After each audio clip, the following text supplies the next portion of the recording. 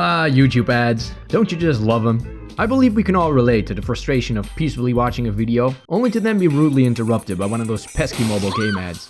Hey! Stop bullying my daughter! Why are you treating our daughter so badly? She has done nothing wrong! Why? I got Lucky, Becca, and Nanami, 3 legendary heroes. Yeah, maybe so, but your hair kinda looks like it was cut by Edward Scissorhands while he was having a stroke, you pleb. Usually I just skip these the second I can, but this one caught my attention. It was a trailer of a SpongeBob horror game where Squidward finally snapped and goes on a rampage in Bikini Bottom. I saw people getting hit in the face with Krabby Patties and coffee mugs, Squidward in a police car chase, Sandy getting stabbed with a clarinet. It was beautiful. It's pretty rare for me to watch a YouTube ad all the way through, and I think I can count on one hand the number of times I purposely clicked on one. But this one managed to get me to do it. I was hooked. So I clicked the ad and guess what I got? A notification that the game got taken down. I felt kinda screwed over and dare I say, a little bamboozled. But I wasn't gonna give up that easily. I really wanted to play this game. So I started looking online to see if I could find a download anywhere. And there certainly were more than enough. I picked the one that looked the least sketchy, clicked download, and prayed to the heavens that it wouldn't affect my PC with any strange STDs with weird, overly complicated names that no one can pronounce. No, seriously though, look at these names. Molluscum contagiosum? Molluscum contagiosum. Lymphogranuloma venereum? Lymphogranuloma venereum. Come on, man, who thinks of this shit? Anyway, after downloading and scanning my PC like an absolute madman, I can confidently say that we made it out STD free. Always use protection, guys. So without any further shenanigans, let's boot up the game, shall we? Who lives in a pineapple under the sea? Well, not SpongeBob, because he's dead. The main menu doesn't have any music, but instead has this muffled underwater ambience noise playing. Pinhead Larry over here has also seen better days, and Squidward kinda looks like me after a full day of editing. The game starts off with a cutscene in which Squidward tells us that he hates his life, because all he does every day is wake up, go to work, and come back home. My name is Squidward, and I hate my life. I wake up every day, go to work, and come back home.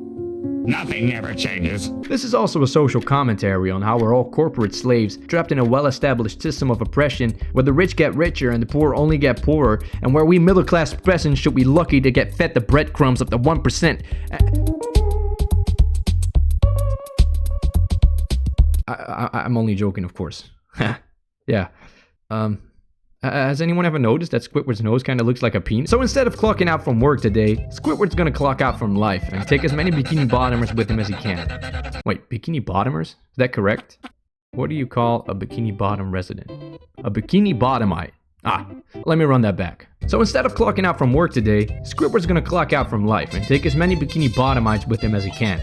We then take control of Squidward and get the objective to use objects around us to kill the customers. Yo, look at this goofy ass fish, man. She is high as fuck. Yeah, that'll wipe that dumbass smile off your face, you goofy goober, you. Squidward knew he was never gonna win this fight alone, so he brought his best friend from high school to help him in this endeavor. After game ending all the customers, the cops arrive.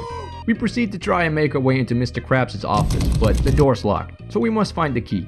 Now, what would be a logical place for a key? In the lockers? Nah. On these IKEA-looking ass shelves? Nope. In the fridge next to the Subway sandwich? Hell yeah.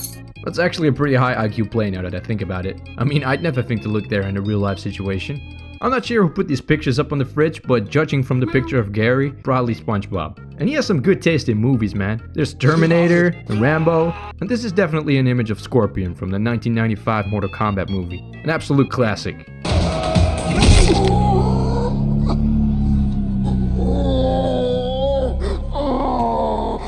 We proceed to make our way into Mr. Krabs' office, tell him we're gonna take all his money. I came to kill you.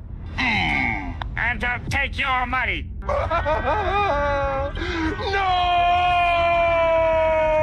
See you in hell. And hit him with the cut.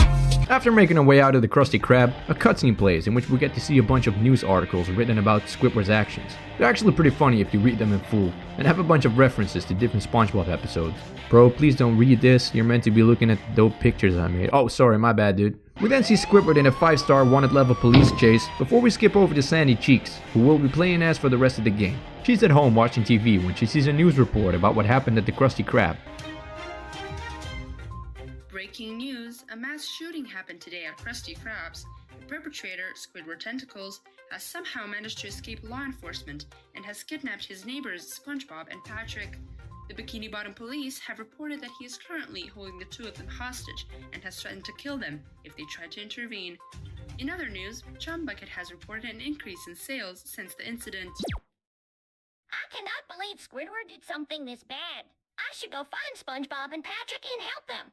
I hope I don't have to kill Squidward. Yo, why'd she say that so casually? I hope I don't have to kill Squidward. Oh well. Also, what are these news reports, man? Bikini Bottom police ban Patrick from school zones for urinating near a kindergarten. SpongeBob kills 3 during driving test, and I'll do it again, bitch. And why are you reading this? Pay attention to the plot. Bro, that is the second time. Stop telling me what to do, man. You're not my dad! We then make our way over to SpongeBob's house, where we'll try and rescue both SpongeBob and Patrick, while trying not to get caught by Squidward, who's roaming around the house. Luckily, his loud-ass footsteps kinda make it hard for him to sneak up on you, but if he does manage to catch you, you get this cutscene of him stabbing you in the gut with his clarinet and mocking you by laughing over your dead body.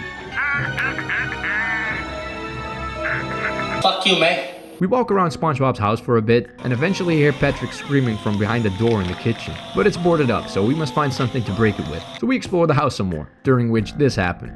Yo, Squidward, why you creeping, man? Does he think he's hidden or something? I can clearly see you. Stop playing.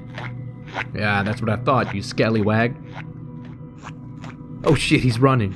After some looking around, we find a crowbar in the bathroom. Why does SpongeBob have a crowbar lying around in his bathroom, you may ask yourself? Well, I don't know, beats me. Fun fact, before the crowbar was invented, crows simply had to drink at home. Am I really gonna leave this in? What a horrible joke. We make our way back over to the door, break down the barricade, and oh my god, I never saw that coming. This script is an actual crime against humanity. I'm so sorry, guys. We must now save Patrick somehow, and I was actually kind of stuck on what to do here for a good while. I tried to pull the plug, which didn't work. I looked around the room to see if there was anything I could interact with or something, but nothing. I eventually managed to figure it out though. You're supposed to take the crowbar back to the entrance, where there's a fuse box hanging on the wall. We break the lock with the crowbar and turn off the power. I mean, pulling the plug would have had the same effect, but I suppose Sandy likes to see Patrick suffer. After making our way back to Patrick, he says this. Finally, I'm free! I got circumcised again. Yeah, I got nothing. We have a little talk with Patrick, during which he tells us that he saw Squidward taking SpongeBob to the living room. Sandy, thank you for saving me. You're welcome. Let's get you out of here. Okay, let's go. And one more thing, Patrick. Did you see SpongeBob? I think I did. Squidward took him to the living room. We then have to escort Patrick to the exit, which is actually kind of annoying because he walks really slow, and if you get too far ahead of him, he stops following you. So you have to stay real close to him while he literally tiptoes his way to the door. After finally getting Patrick to leave, we make our way over to the living room where SpongeBob was last seen. Unsurprisingly, however, he's not here anymore, and I was once again puzzled as to what to do. After spending a few minutes looking around the room, I eventually noticed these scratch marks on the floor in front of the bookcase that, okay, I'll come clean. I looked it up, alright? Sue me. Wait, isn't the floor made out of sand? How can there be scratch marks in the sand? To be fair, this is actually perfect SpongeBob logic, so I'll let it go. We open the bookcase and find a hidden room with a ladder, and after taking it, we move on to the upper floor. We explore for a bit, find the bathroom, and oh no, Gary! That is messed up. Gary didn't deserve this, man. He never harmed anyone. He lived such a sheltered life. Oh my god, bro. Oh, hell no, man. What the fuck, man? Get your ass on. Hey, Patrick. What? What do snails become when they die? Let me hear it. Escort ghosts. By the way, who do all these books belong to? Because I know for a fact it's not SpongeBob. SpongeBob reads books such as How to Open Things or Wrestling for Beginners, and not Corporate Training Directory or the Industrial Ventilation Design Guidebook. Anyway, we continue walking and finally find SpongeBob, who seems to be in quite a sticky situation. When we go talk to him, we get another cutscene, and well, just see for yourself. Hey, Sandy, did you come to help me? Yes, SpongeBob. What is this machine? How the fuck should I know? Squidward put me in it, and I think it's gonna split me in half. Sandy cheeks, I'm coming to clap those cheeks. He's coming, Sandy. You have to hide in the closet. SpongeBob, get ready to die. Squidward, no. Please, I will do anything if you let me go. Squids don't have dicks. Get fucked, SpongeBob.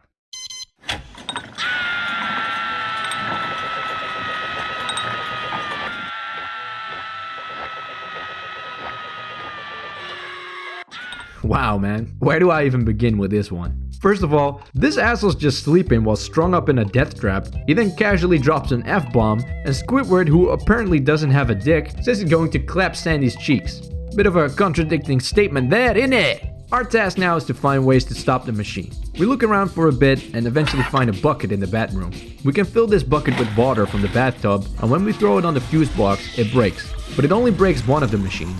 Once again, this whole thing makes perfect sense when you apply SpongeBob logic to it, but I'm gonna say it anyway because this whole scenario is just absolutely ridiculous. We have to fill a bucket with water while we're already underwater, and we then spill it on the fuse box, which breaks down because of it, even though it's already completely submerged underwater. Like, what the It's just really funny to me, as it's the exact type of humor you'd see on the actual show, except with more F-bombs and squid dicks. We still have to find a way to break the other machine, however, so we look around some more. All the way back at the beginning of the upper floor, there's a small storage room where we can find a workbench with a wrench on it. There's also a tape measurer, but I doubt SpongeBob would actually know how to use it. We make our way back over to SpongeBob, break the second machine, and free him. Ladies and gentlemen, allow me to show you the tragic ending of Sinister Squidward. Thank you, Sandy. You saved me. You're welcome. Look, Sandy. Squidward is here. SpongeBob, you ruined my plans again. This will be the last time. It's time for me to die.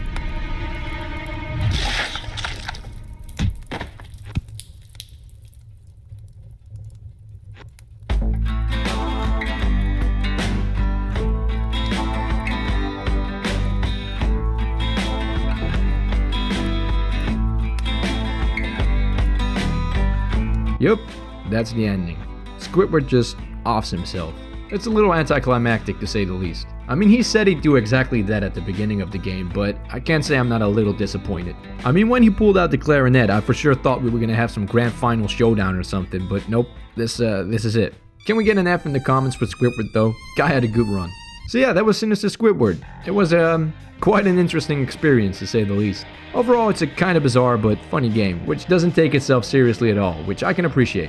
What I don't get, however, is why there are still ads playing on videos, even though the game got removed. I mean, why advertise a game that can no longer be accessed by normal means? But whatever. It is what it is. It is what it is. Anyway, that's gonna be it for Sinister Squidward. If you're still here, thank you so much for watching. Don't forget to like and subscribe if you haven't already. And hopefully, I'll see you in a future video. But for now, I'm out. Later, people.